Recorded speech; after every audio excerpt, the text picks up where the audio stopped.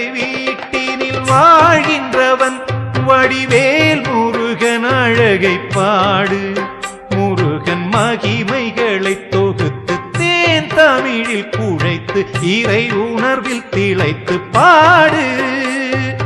சரவண பொய்கையில் அருள்கின்ற முருகனை தாங்கிடும் தாமரையாக்கு.